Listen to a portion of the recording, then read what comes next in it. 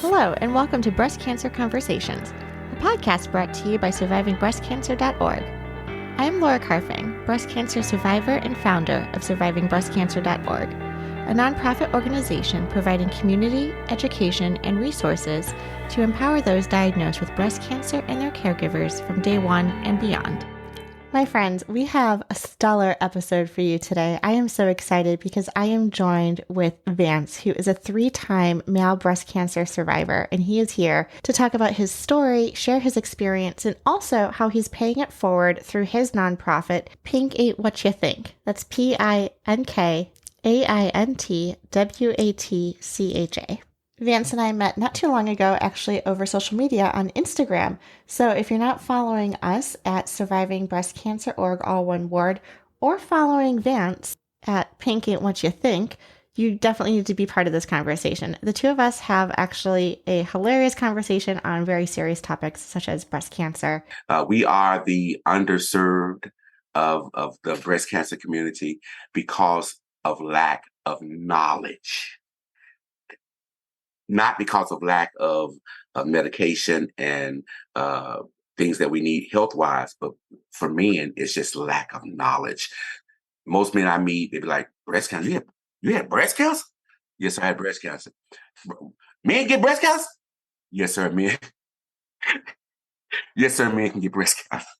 His energy is through the roof. I love this guy. I know you will too. Let's get started. And I'm just sweating. My shirt is sweating. Yeah. I went to the doctor. He said, tamoxifen give you hot flashes. I said, what you told? Oh my God. I've never experienced that. I feel for you women. Oh my God. The worst. Oh my God. You're like hot, like dying in hot one day, then freezing like the next second. And from the inside out. Look at me. Look at me. I bow to you women that go through this all the time. I do. Yes, I bow to you. Oh my God. Jesus Christ. Welcome to the conversation. If I would take a bet, a serious bet, and bet on the man or the woman going to see the doctor first, I would bet on the woman going to see the doctor first. Because what happens is we as men, we see stuff, we feel stuff, we see knots, we see things that happen to our body. But if it's not hurting us, if it's not an issue, I'm not going to bother. We have a mantra, if it's not bothering me, I'm not going to bother it. But if you saw a bump or not, more than likely 90% of the time, most women will go and get that checked, although it's not hurting or anything else. We won't go to the doctor until it's paining us and causing us discomfort. And then that time is too late, because most time when cancer in men, breast cancer in men, start giving you symptoms or hurting you, you're already in the 3rd or 4th stage. So thus why we have such a high rate of mortality. 2007, I think, the Cancer Institute would say 2,784 men would get breast cancer next year. Out of that, 580 will die. And that is a very high number, because we only make up 2% of breast cancer. And a lot of men die because lack of knowledge. And that's why I started Pink Ain't What You Think, to let men know that you too can have breast cancer. But going back to my story, it's more of a spiritual journey for me. I had a car accident, and I was a police officer, and it was a DUI, and I lost my job from that. So I thought my world was coming to an end, because that was my career. That was something I've always wanted to do as a child. Didn't know that the Lord was setting me up for what I'm doing now. So I lost my job, and then that same year I found out I had breast cancer. So I'm like, okay, what is going on in my life? Started going through treatments and all that. That was in 2013. And I was 6-year breast cancer free. I just had a mastectomy and didn't have to do any chemo or radiation. So I was at a family reunion in Atlanta, And I went to bed that Friday night or that Saturday night. And at 9 o'clock, like 10 o'clock, and I woke up the next morning at 9 to start the day's events. And I felt like I had not been to sleep. I couldn't even, didn't have the energy to throw my leg out the bed and get out the bed. And I told my cousin that was in the room, I said, I think my cancer's back. I said, I feel like I felt when I had cancer. And she said, don't say that. Don't say that. I said, I'm just being honest. I'm letting you know this is how I feel. And I did not wait. As soon as I got back to Memphis that Monday, I scheduled an appointment. The next week, they brought me in because, like I said, I guess they consider me high risk. So they went in and brought me in and did a biopsy. And sure enough, it was back again. And I was in stage 3. So they immediately scheduled me for a mastectomy, and I had the second mastectomy. Was it on the same side? Same side, same side. Everything's been in the same side. So they scheduled another mastectomy. And once they scheduled the mastectomy, I had 27 rounds of chemo. So did all that, but I turned even that into a victory. I started what's called a blankets of love. And every time, and when I went to chemo for the first time, they did not tell me what the process was going to be. They only told me it's 3 hours. They didn't tell me that I would be sitting up in the chair or I'll be in a room. They didn't give me any of that information. So here I am walking into this place. I'm afraid already.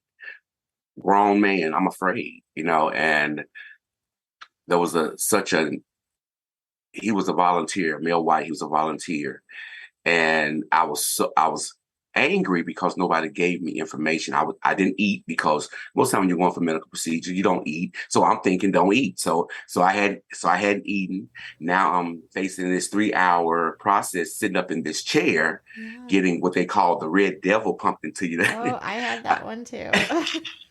So, I got a little angry, but then the Lord sent this angel, and he was like, "Are you cold, Mr. Stacks?" I said, "Yes, sir."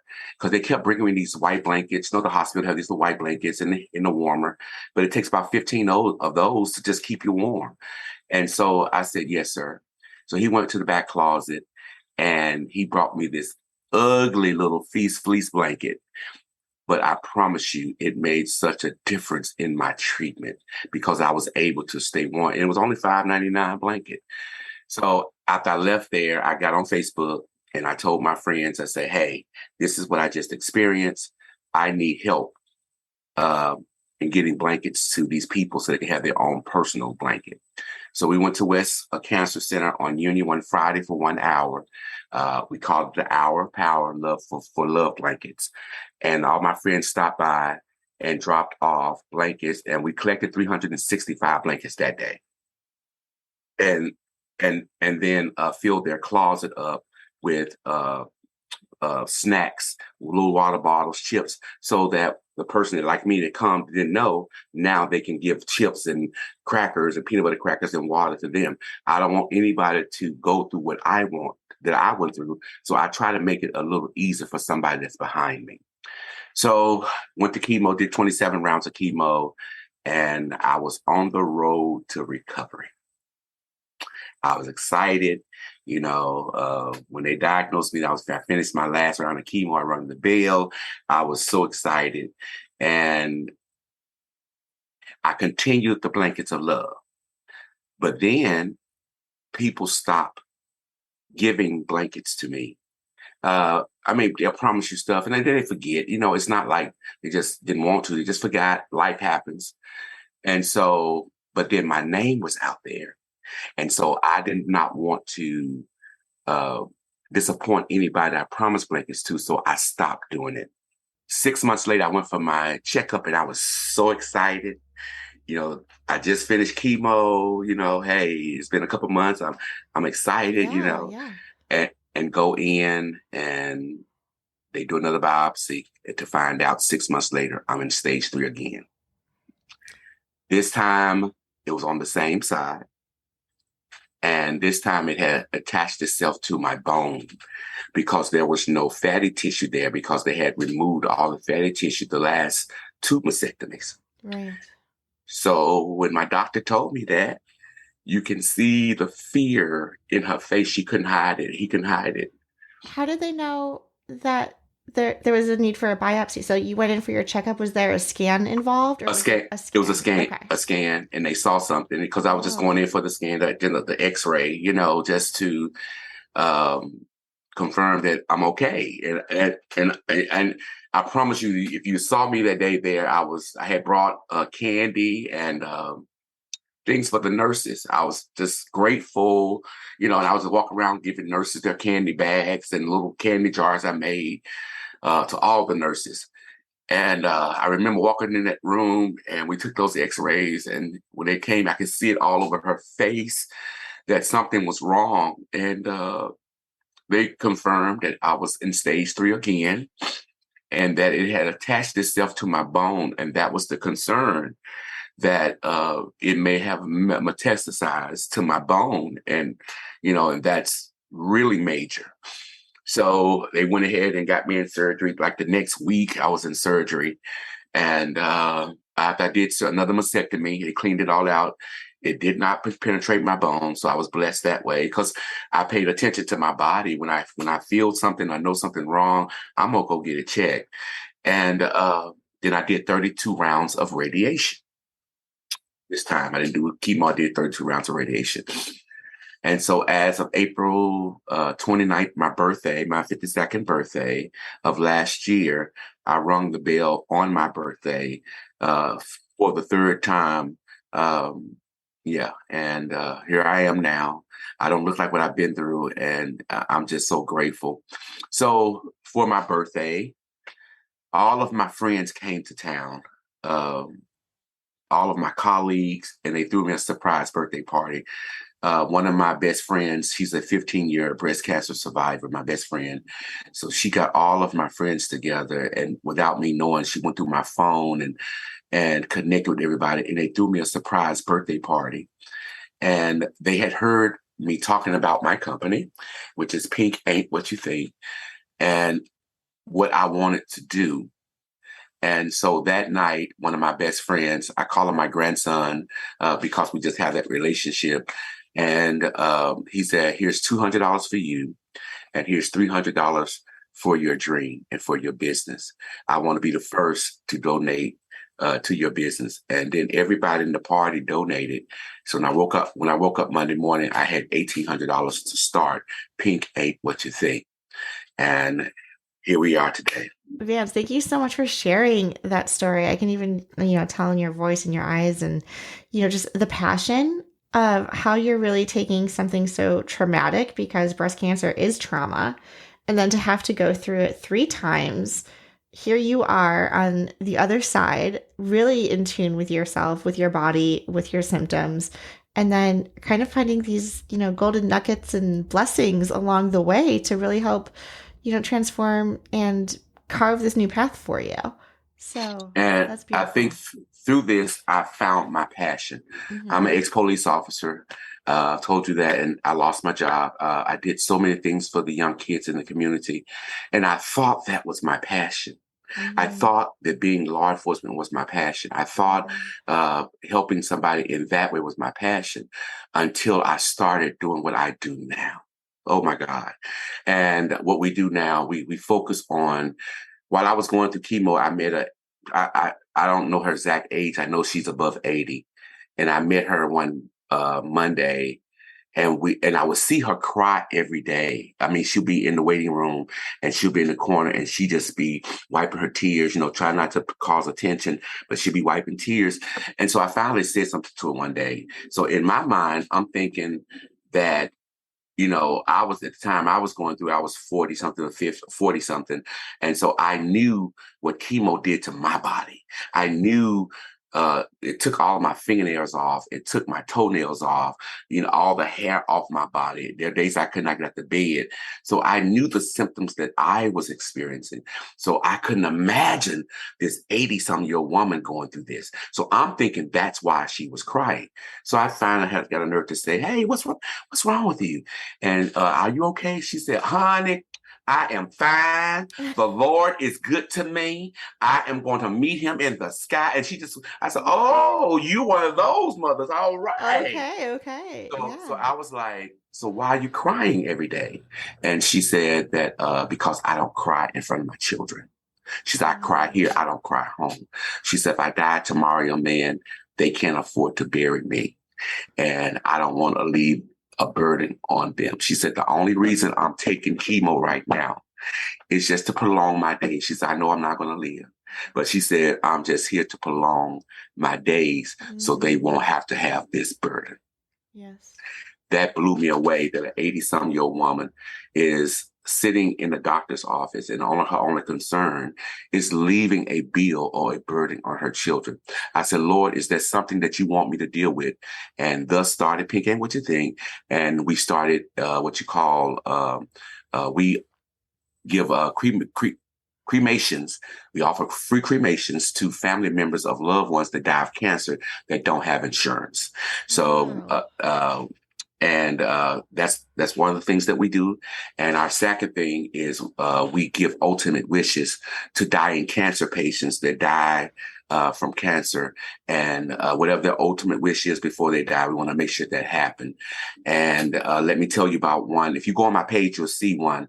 Her name is Jasmine Smith. During the Christmas time, this Christmas will be our second annual. Last year was our first. So this will be our second annual Christmas Toys of Love with Santa at the Memphis Pink Palace Museum. And so what we do is we bring children of cancer patients that are actively going through chemo and radiation. And we bring them in for luncheon with Santa and let them go in the toy room and get all the toys they want for Christmas. Because we know that their mother and father has not been working. And we want that child to have a great Christmas because they understand mother's sick, but you can't tell them Santa Claus didn't come. Right. And so during that time last year, we had a family of 4 that we were taking care of. We got a call from the doctor saying that she has only 30 days to live, and they had placed on her on hospice. So we asked her to ask her, what does she want to do as an ultimate wish? And it's going to blow your mind because she could have went to Las Vegas. She could have took her kids to Walt Disney World. Whatever she wanted, we were going to try to make happen. But she had a very simple request. She said, we have casinos here in Mississippi, one state over. And she's like, I just want to go down to the casino one last time to have crab legs with my children.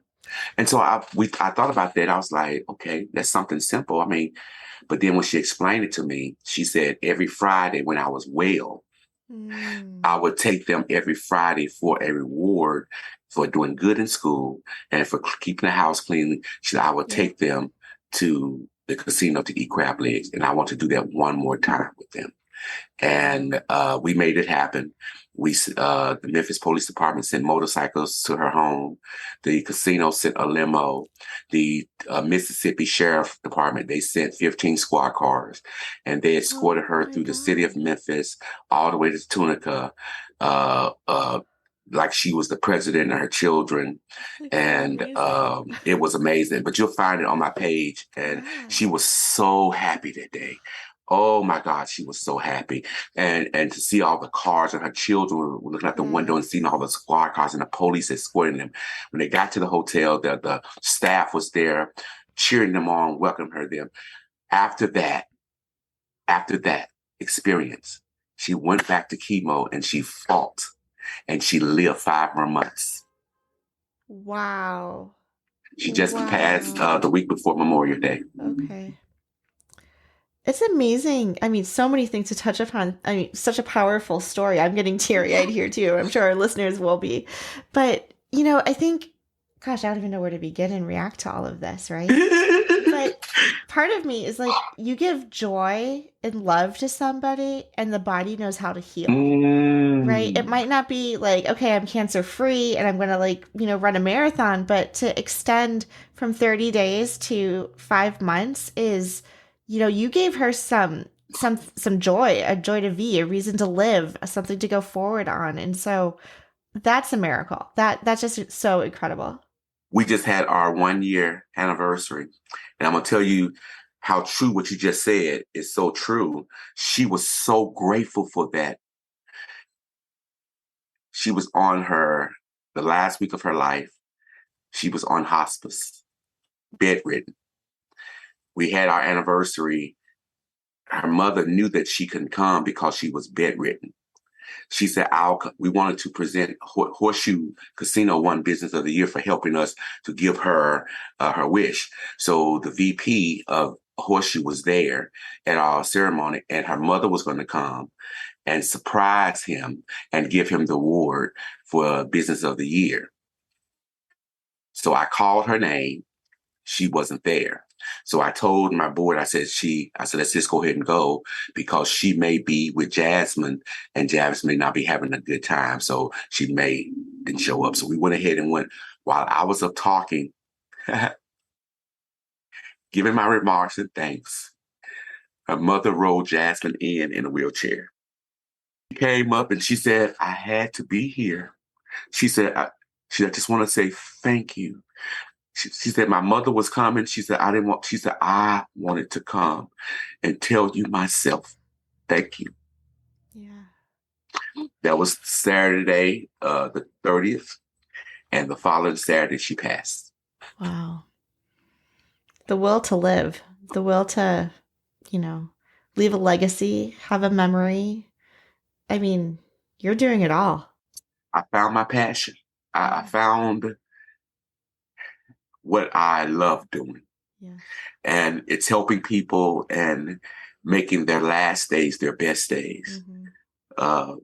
Leaving a legacy of memory with their children, her children, 11-year-old, 9-year-old, 8-year-old, and maybe the 2-year-old will remember this, but they will remember this forever. For sure. So is this for all cancers or just breast cancer? All cancer. All cancer. Okay. All cancer. We don't care if you a pass of cancer. We don't care if it's whatever. If you don't have the money to bury yourself, because I've seen people lose their mother, lose their father, lose their brother, lose their sister, and they can't grieve because they don't have the money to bury them. Their body will sit at the funeral home weeks on weeks, and then once they get it paid off, the grief of calling auntie asks for $100, the grief of calling John asks for $50, putting up buckets at the local grocery store that's hard. Mm-hmm. And then you get all the money collected except $500, and the funeral home won't go ahead and have the funeral because they need their $500. Mm-hmm. I mean, these are things that people really go through. And I don't want anybody to have to go through that, especially when you lost a mom or dad. You should be able to call our company and say, hey, I just lost my mom. Yeah. We'll find out that was from cancer, and we'll pay. We have a stipend that most funeral homes here in Memphis have partnered with me, and they'll only charge a certain amount and they'll write off everything else. And so I've partnered with several funeral homes like that. And Jasmine was in that predicament, and we paid for her service. We took care of her kids for Christmas, and we gave her her ultimate wish. So, yeah. Oh. So just all through your organization, you're doing some fundraising, developing those partnerships, being able to create those relationships and offer this. And it sounds like it's local right now in the Memphis area. Yes, it is, but we plan to go national. Matter of fact, I got a call yesterday from Jonesboro, I think it was Arkansas, about a young lady that they're possibly about to put on hospice, and she may want to have a wish. I said, just give me a call back once you find out. So we don't mind going wherever, but we do need funds. Like I said, we've only been in business for about a year, and we're trying to build our funds because we want to do so much more. I talked to a funeral home here recently. We didn't have the money to take care of the family. Our budget is still low, but he had a body that's been in remains of a loved one that's been there over 5 weeks, over a month. Wow. You know, and I was like, I wish I could do it, but we can't. And that's hard on the family. That is extremely hard on loved ones. Absolutely. Even if you work through some of that stuff for 5 months, and then all of a sudden you get the funeral paid for, now you got to re-experience it all over again. Yeah, so you hit the nail on the head. So we're gonna work together. I'm super excited about what you're doing. And this is one of the things that I love to do. So, I hear you running the nonprofit and the funds and the fundraising, even that piece, it's like that takes me away from what I'm actually called to do, but it's part of the business and all that good stuff. Yes.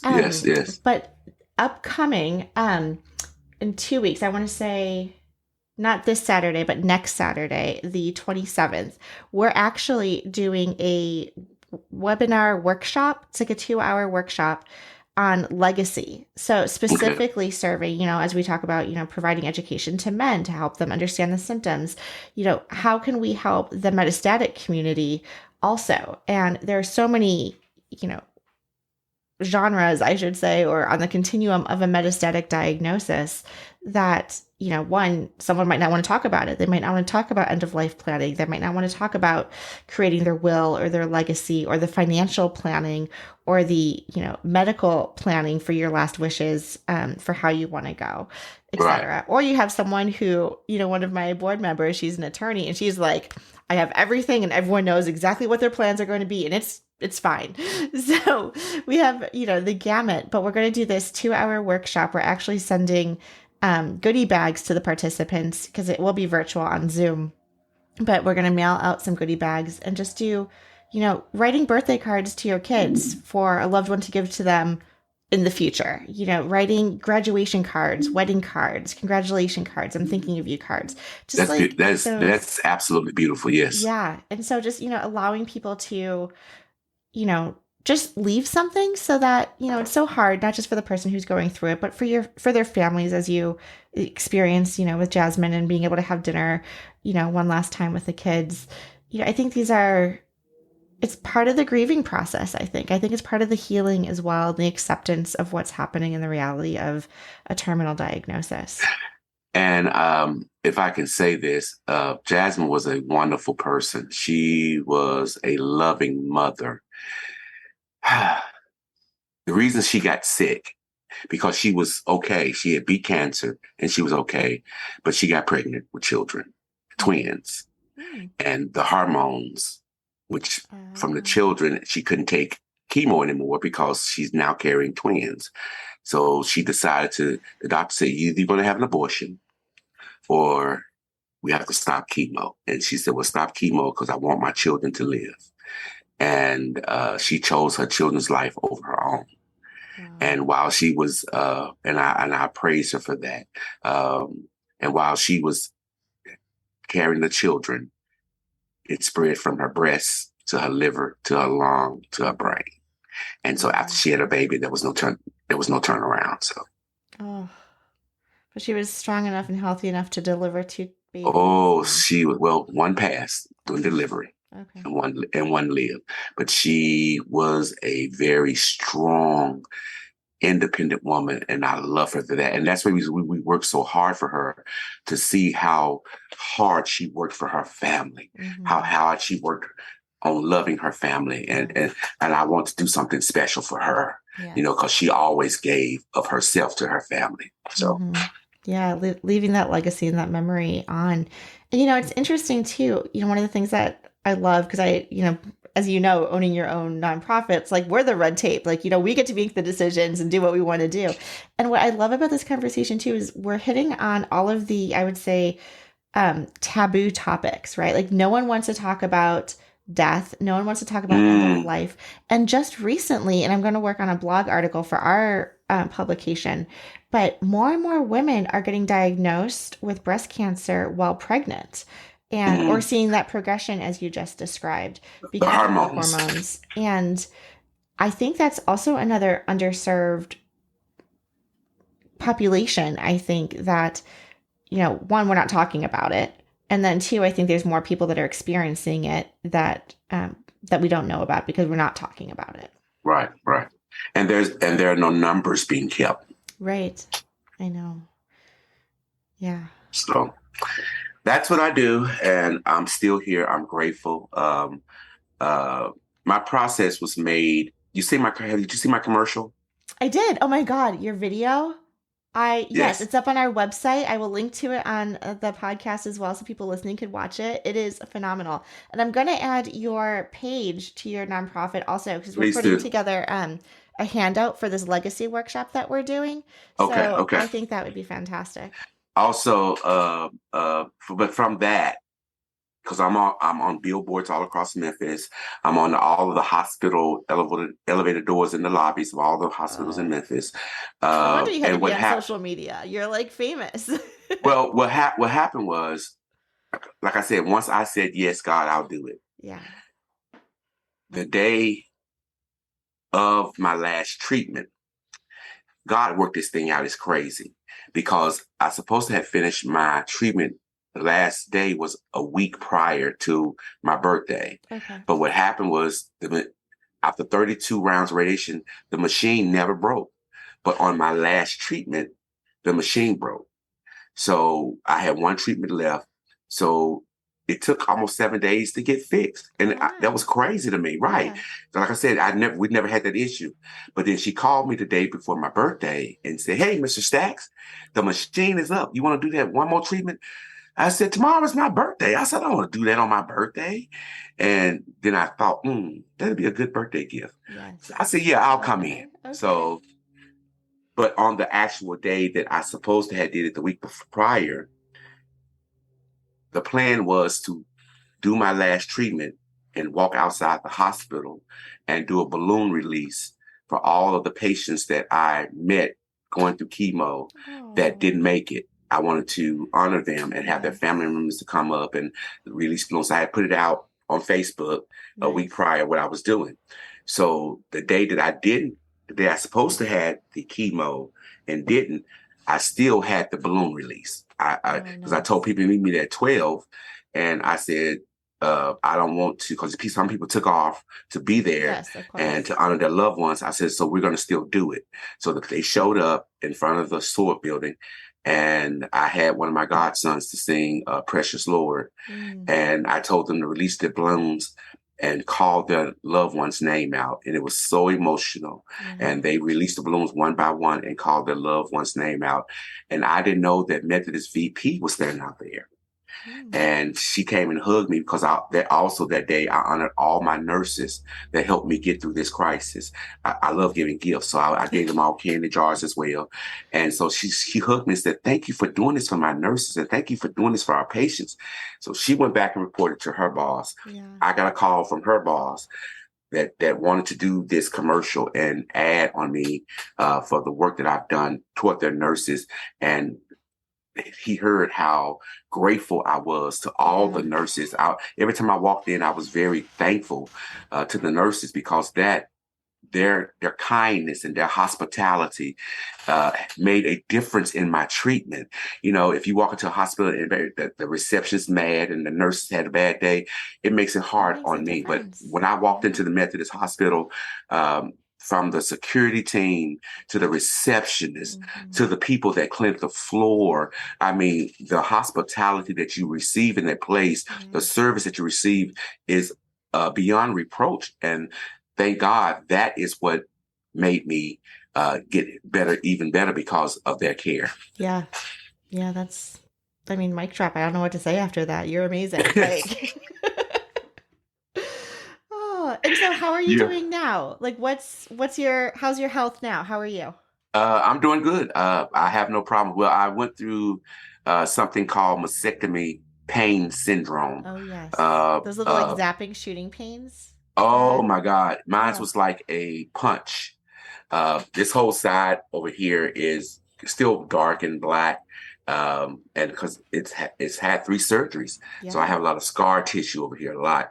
And so during Christmas last year, November and January, I started having like somebody would just punch me in my chest, and those muscles would just tighten up real, and I would have to go to a corner and breathe it out. And I didn't understand what was going on. But then I went to the doctor in January, and they found out that because my heart rate would jump up, my blood pressure would jump up. I could feel my heartbeat just racing. Like, what is going on? And they explained that the pain, when the pain hit, my body tried to adjust to the pain level, and that's what shoot my blood pressure up because I'm trying. And so they had to give me blood pressure medicine and to slow my heart rate down, and pain medicine to decrease my pain, and so that it all could equal out together. It was a trying time, but I'm better now. Oh, good. I'm so glad. I mean, it was horrible. It was like somebody just punched me in my chest in that area, and I couldn't do anything about it. And I tried to hide it. I was at the children's toy giveaway, and I was trying to hide it. It had hit me one time. We were collecting toys, and I walked away, and I went to the corner, and I kind of breathed out. So one of my board members saw me, and she came over. She said, "Are you okay, Mr. Stat?" I said, "I'm fine, I'm fine." She said, "No, I saw this is the third or fourth time you've done this." I said, "I'm fine, Rochelle."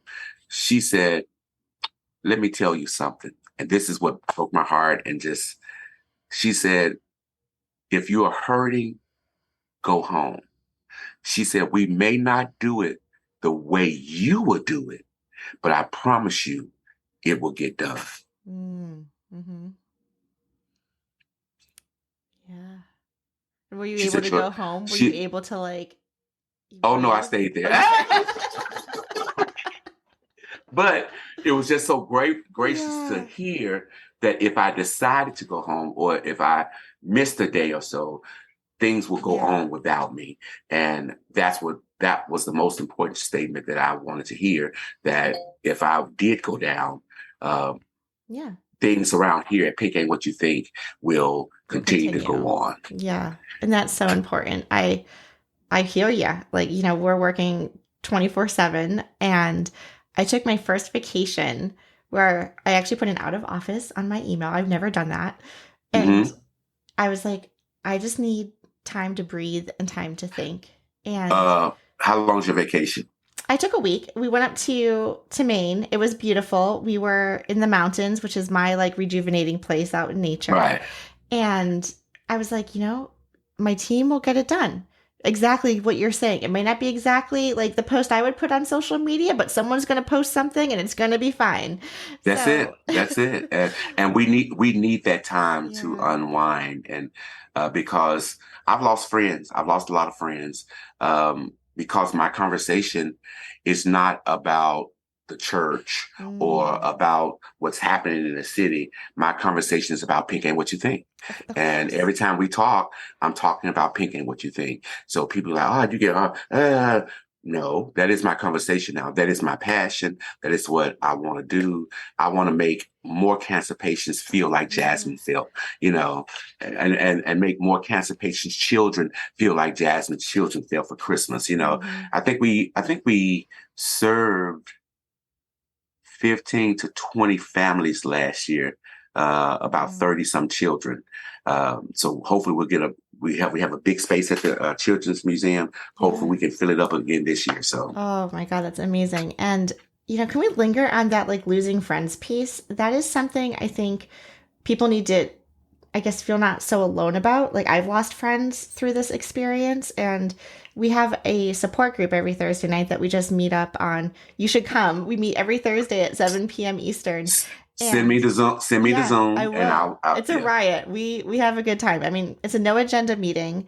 We talk about breast cancer. We cry. Sometimes it's very serious. Last night, it was one of those like funny moments. Everyone was just kind of giddy, end of summer. We were talking about vacations. We were talking about actually putting together a calendar, like a bathing suit issue calendar, with all of our breast cancer, like scars and tattoos and all of that good stuff.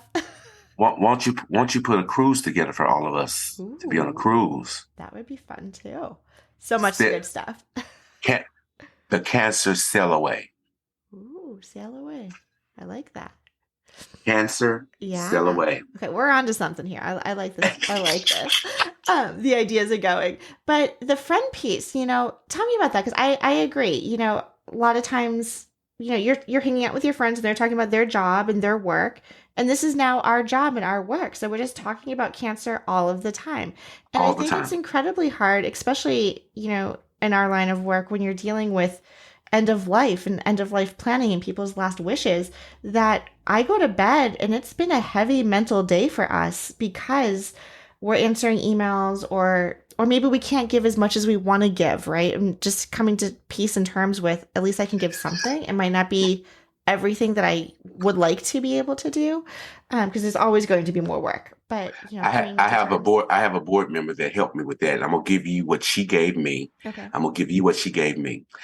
She said, "You may not be able to help every person." She said, but if you can say if you were a female breast cancer counselor, and that's what she needed. So I hooked you and her up together. She said, you've done your part now because you've helped her. You couldn't help her, but you hooked her with somebody that could. So you've helped Mm, her. She said, so don't feel like that you have to help everybody.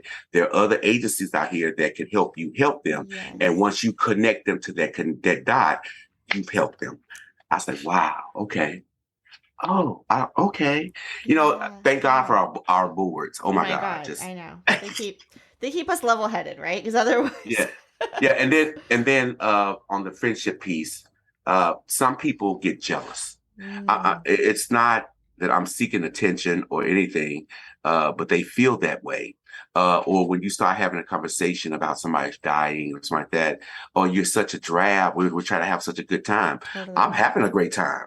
I'm speaking about this young lady that we're about to help and bless her children. So I'm having a great time. Yeah. It may be drab on you, but that excites me. You know what I'm Yeah. saying? So, and most friends don't understand. If they're truly your friend, they will understand. But there are friends that Right. don't understand. I know you have friends that it's all about me. Me. If it's not about me, Don't I we don't want to all? hear about it. We have one of those Yeah. friends, and that one of my friend, I had to let him go because no, this is about helping somebody else. And if you don't see that my heart is here, you're not my friend. Mm-hmm. And, I think we hear all the time too, our new best friends in the breast cancer community, right? Just these are people who have a common experience facing death with a diagnosis. Um, and how scary and traumatic that is. I've my new best friends, they're my breast cancer brothers and sisters. So And isn't it wonderful when you meet a new brother and sister? You walk out and they see your shirt on that you're a breast cancer survivor. So I am too. I It's so know. it's so exciting and to embrace them. And see now my commercials up here in Memphis, running in Memphis, so I can go in the grocery store and I can have my mask on, and And that's they all they can see see, you. and I can see them staring and staring and staring. I go on another aisle and they be staring. I said the commercial. Yeah, Oh, that's awesome. That's awesome. Oh, yeah. well, you are doing such amazing work. I am so excited. I love how you have this, prototype in your city and how you're going to be scaling this. We definitely want to support and put you on our website and let our Thank you community very members much. know about this great work. And yeah, a lot of connections as well. So I hope our paths continue to cross. And In any link you want me to talk on or speak on, just send it to me, and I'm willing to do so. yes, Because most men are not willing to speak totally. and say they have had breast cancer. Most of the men that I speak with have had it. Oh man, I had chest cancer. No, sir, it's breast Chest. cancer. But you can call it what you want. That's fine. Meat, Yeah. tomato, don't matter. It's breast cancer. But the more that men hear me say that it's breast cancer, then the Yes. more it can sink in that you can get breast cancer too. We are the underserved of the breast cancer community because of lack of knowledge, Mm-hmm. not because of lack of medication and things that we need health wise, but for men, it's just lack of knowledge. Yeah. most men I meet, they be like, breast cancer? You had breast cancer? Right. Yes, sir, I had breast cancer. Men get breast cancer? Yes, sir, men. Yes, sir, men can get breast cancer. Totally. Oh my And then gosh. when they walk away, they're doing this. Oh, I know, right? Like, is anyone watching? So I will take you up on that. So we are, in the process of, building out so many, I would say, like niche aspects of our website and our content. So metastatic breast cancer is a big piece. Inflammatory breast cancer is another subtype of breast cancer that doesn't get a lot of attention and support, Right.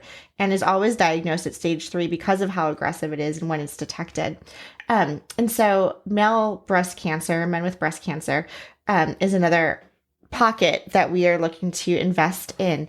And I don't know if you've been catching it on our newsletter. About once a month, a gentleman, I think his name is Rod Ritchie, out of Australia, I want to say. Oh my God, I'm going to have to edit this if I get it wrong.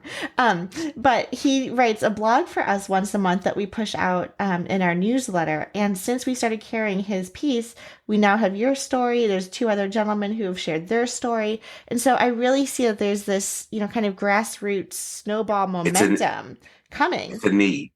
And so, yes, I would love to get you and him and maybe 1 or 2 other people on the call to hear your stories, and maybe even pair it with an oncologist to hear, how do the medical professionals address, a patient with regards to just different gender needs and types, and how do you talk about menopause and the hormones and the hot flashes and like all of these things that, might be kind of, not commonplace. So absolutely. Because the hot flashes I have from my tamoxifen, oh my God. Oh, I do Christmas trees for some clients here in Memphis. And one of my closest friends, mother died of cancer, so she wanted a breast cancer tree. And so with this pink tree with all kind of breast cancer stuff on it. But I was putting her tree up, and it's like somebody threw a bucket of water on me. That was the first time I started having it. I'm like, what is this? She said, are you all right? Are you sick? So she cut the air on blast. I said, I'm not hot. And I'm just sweating. My shirt is sweating. Yeah. I went to the doctor. He said, tamoxifen give you hot flashes. I said, what you told? Oh my God. I've never experienced that. I feel for you women. Oh my God. The worst. Oh my God. You're like hot, like dying and hot one day, then freezing like the next second. And from the inside out.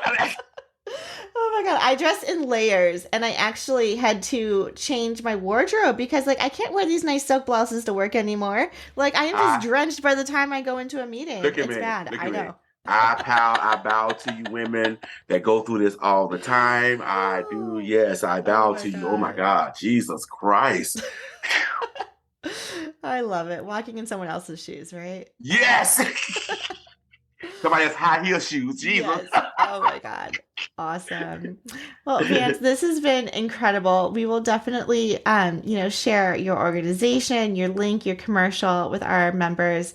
It was so good talking to you. I look forward to all of the initiatives and ideas that we just kind of came up with in the last 40 minutes. So let the work begin. Thank you for joining us on Breast Cancer Conversations. And thank you all for listening and tuning in week after week here on Breast Cancer Conversations. Please be mindful that all of our content and information is for educational purposes only and is never a substitute for medical advice. If you want to hang out, again, please check out survivingbreastcancer.org/events, where you can RSVP to our Thursday Night Thrivers weekly meetup, our Movement Monday classes, workshops, seminars, and so much more. We can also continue the dialogue online via social media. Our Instagram handle is survivingbreastcancer.org, all one word, and you can follow us on Twitter at SBC_ORG. Until next time, keep on thriving.